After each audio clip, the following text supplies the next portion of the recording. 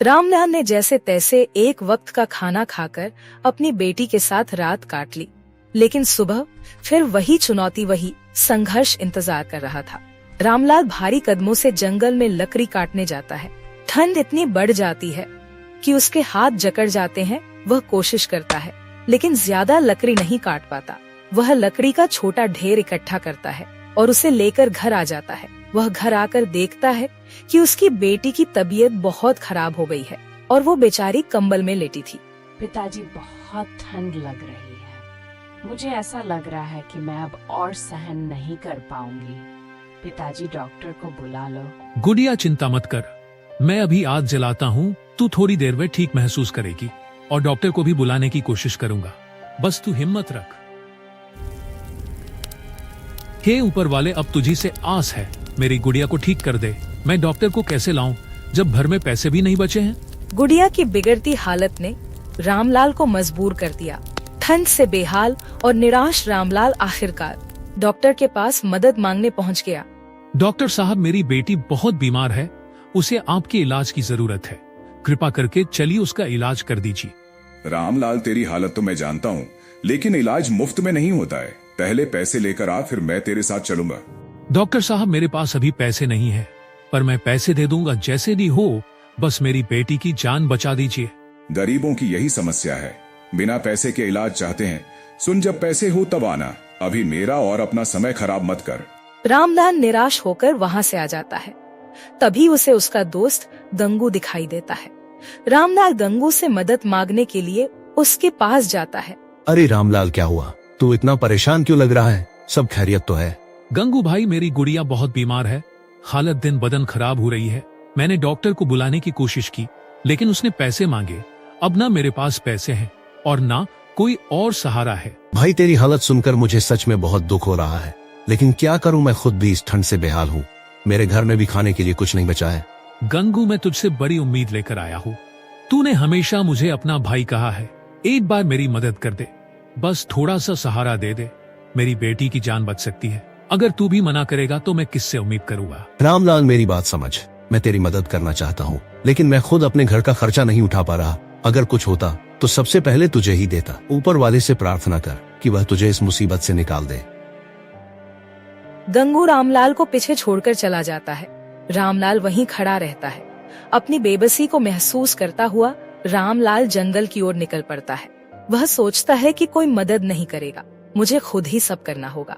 रामलाल को जंगल में एक बाबा दिखाई देते हैं। उनके ऊपर पत्थर गिरा हुआ होता है। रामलाल जल्दी से उस पत्थर को हटाता है। बेटा, तूने आज मेरे लिए फरिश्ते का काम किया है।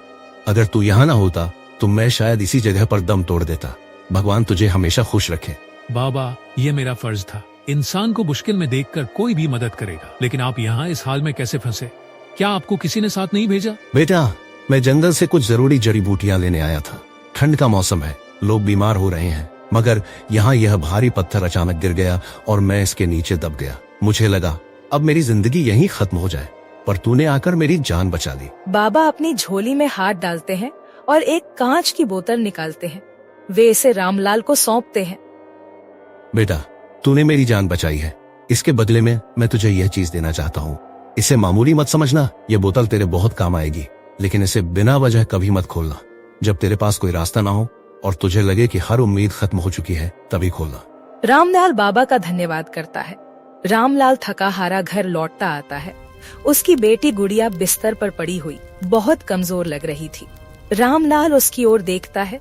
उसकी आंखों में निराशा और थकान साफ नजर आती है। बेटी, मैंने बहुत कोशिश की, पर कुछ भी बंदोबस्त नहीं हो पाया। जंगल में लकड़ी काटने गया था, पर ठंड ने मुझे और भी कमजोर कर दिया। पिताजी, मुझे कुछ नहीं होगा, आप परेशान मत होइए। मैं अपनी पूरी ताकत लगा रहा हूँ बेटा, बस अब कुछ और रास्ता सोचना होगा। इतने में ही वहाँ पर सेठ मानी लाल आ जाता है। रामलाल, तुम मेरे पास आए थे, अब मुझसे ही मदद क्यों नहीं ले रहे हो? अब भी वक्त है, अपनी बेटी की शादी मुझसे कर दे तो तेरा सारा कर्ज माफ कर दूंगा। तुम्हारी बातें सुनकर मुझे और तकलीफ होती है। सेठ मानीलाल, क्या तुम नहीं समझते? मेरी बेटी किसी के हाथों का खिलौना नहीं बनेगी। ठीक है रामलाल, मैं देखूंगा कि तुम अपनी बेटी के लिए क्या कर पाओगे। अगर मेरी बेटी को तुमसे शादी करने का मौका मिलेगा तो मैं सब कुछ खो दूंगा, लेकिन मैं उसे तुम्हारी जैसी सजा से बचाऊंगा। सेठ मानीलाल गुस्से में बाहर चला जाता है और रामलाल चुपचाप खड़ा रहता है।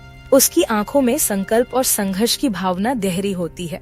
पिताजी, आप बहुत परेशान हो रहे हैं और मुझे यह देखकर बहुत दुख हो रहा है।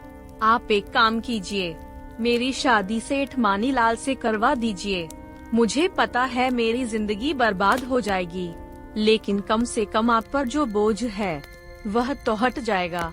मेरी किस्मत का क्या है, मैं सह लूंगी, पर आप तो आराम से जी सकते हैं। नहीं बेटी, ऐसा नहीं होगा। मैं तुझे उस सेठ के पास कभी नहीं भेज सकता। तेरी जिंदगी बहुत कीमती है और मैं तुझे किसी के हाथों नहीं भेज सकता। तू मेरे लिए सबसे अहम है। मैं खुद अपनी जिंदगी में संघर्ष कर सकता हूँ, लेकिन तुझे कभी किसी के सामने नहीं झुका सकता। हम किसी भी हालात में हार नहीं मानेंगे। मैं कुछ न कुछ जरूर करूंगा। ऊपर वाला हमारी मदद करेगा। मुझे यकीन है कि हमें हमारी मेहनत का फल मिलेगा। रामलाल परेशान होकर मंडी में जाता है और वहाँ एक आदमी से बातचीत करता है। भाई, तुम लकड़ी का काम करते हो, है ना? क्यों ना तुम अपनी लकड़ियां शहर में जाकर बेचने का सोचते। इस समय शहर में लकड़ी की बहुत बड़ी डिमांड है। वहाँ लोग कड़ी ठंड में गर्मी के लिए लकड़ियां ढूंढ रहे हैं। अगर तुम वहाँ अपनी लकड़ियां बेच सको तो अच्छा पैसा कमा सकते हो। शहर में? पर मुझे तो पता नहीं था कि वहाँ कोई लकड़ी खरीदेगा।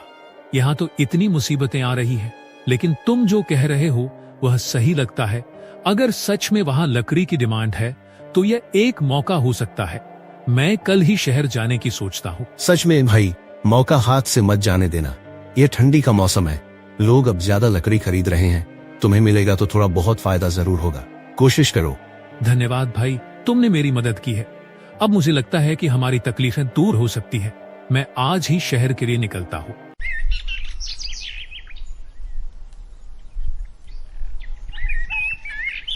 रामलाल अपने घर के बाहर खड़ा है, सिर झुका हुआ, परेशान और सोच में डूबा हुआ। वह चिंतित है कि शहर तक कैसे लकड़ियां पहुंचाएगा, क्योंकि पास में लकड़ियां नहीं है। तभी उसे बाबा की दी हुई कांच की बोतल याद आती है, जिसे बाबा ने उसे बहुत खास बताकर दी थी।